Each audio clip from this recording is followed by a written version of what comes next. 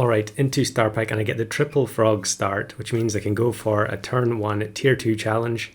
I've had quite a lot of these recently, but a lot of them have just crashed and burned.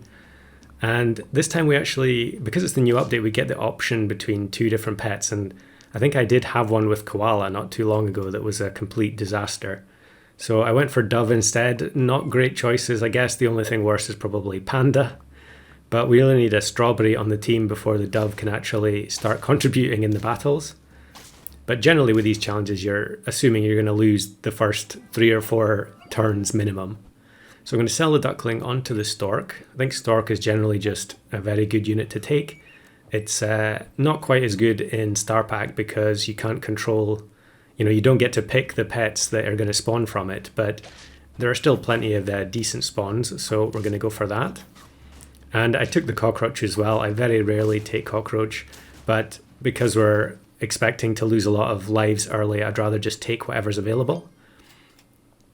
And it also means, the next turn you've got gold to be able to sell it, or maybe 2 turns later.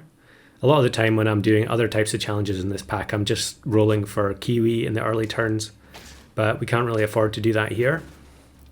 So I do have play against all packs turned on, and that's partly because it's not partly, it's mainly because I've been playing so much Pack 2 with Anglerfish that I kind of forget to turn off the play against all packs option. But it can also be kind of fun sometimes to get different opponents and not just play against Star Pack.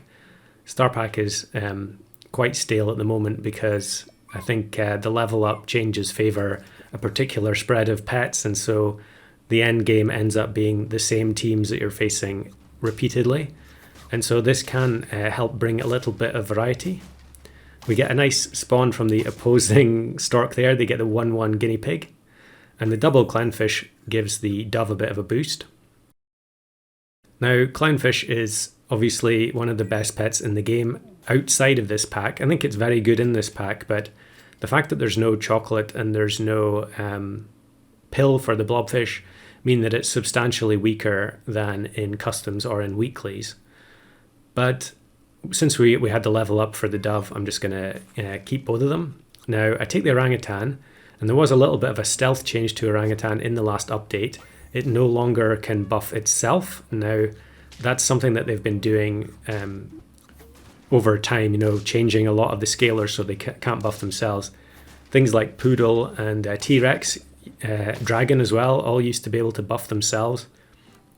But then they changed it. And I'm going to give the Orangutan the second Strawberry so that the Dove effect is actually going to work.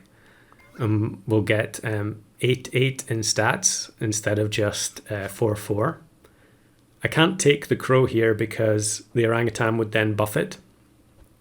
So I'm just going to wait till next turn and let it buff the Stork instead. And another Golden Pack opponent. I feel like these days when I play against Golden Pack teams, they have Gazelle a huge percentage of the time, whereas previously it was very rare to go against them. I think a lot of people have just figured out, figured out the best way to play these pets that were kind of underappreciated for a while. So I think I freeze Hamster here, although I'm probably not going to take it because of the low stats. I don't really want it to start interfering with the Orangutan scaling. So I think I'm just going to leave it. And next turn we'll have more shop space and we can look for something better to fill the 5th slot on the team. I suppose I could also sell Orangutan since it's still on its base stats. The fact that it doesn't buff itself does mean that it's less of a commitment because you're not wasting health buffs on the Orangutan. And we're almost at the level 3 Dove. I'm not sure if I've had the level 3 Dove achievement. I'm sure at some point I've had a level 3 Dove and then just fainted it with Mantis, but maybe I've never taken one to the end. So here I was thinking about Lion, but I feel like it's kind of dull. I'd much rather have Saber-Tooth Tiger, which actually has an entertaining in-battle ability. Here's a Pack 1 opponent. And it's kind of, Dove is weird because you're getting so many stats from it. It can often look like your team is a little bit underpowered, but then you're getting plus 12 in stats from it. I think it kind of makes sense why Pill isn't necessarily in this pack. And here we're going to replace the grapes on the orangutan to make sure that the Sabertooth gets the stats from the dove, because it's definitely more valuable going onto it because it could potentially trigger multiple times. And we're going to get through the leech, and the snipe from the iguana just isn't enough. And now just looking for levels, and we get clownfish back to back to back. So we can potentially get level 3 clown and then level 2 Sabertooth, and that will be a big upgrade. I love it when the Sabertooth gets hit by the start of battle snipes and there's no space to spawn the pet and they just fly off screen. It didn't used to be like that. You used to, there was no animation at all when those extra pets were generated. I think that was one of the best sort of visual improvements they made. And it also helps you, if you're a new player and you're not really sure the best way to order your team, it gives you more of a visual clue, if you've made a mistake with the positioning. So we do find another orangutan, although it is getting a bit late now. And here's double T-Rex with octopus. But actually, I think the Sabertooth is going to start spawning units. And the fact that Sabertooth spawns on Feint now is so good. Such a nice quality of life improvement, because I think otherwise there were a lot of times where it didn't really feel like it was strong enough to be a tier 6. But the fact that you're basically guaranteed a spawn is very good. And camel hippo, but I think we outstat this team reasonably well with the dove buffs. Yeah, we're gonna 1-for-1 with the hippo, and then the spawned mouse cleans up. So 9 wins, turn 14. I think we're in a pretty good position here. I'm not sure what I'm really rolling for. I guess I was just rolling for the last Sabertooth tiger. And here we go, level 3 dove from a turn 1 dove. And we get matched with another pack 2 team. They've got the double skewer, which is just going to be incredible for the Sabertooth triggers. We're going to get so many extra triggers from it that we don't have space to spawn the units. And the lionfish is going to trigger again. And there we go. Turn 1, tier 2 dove.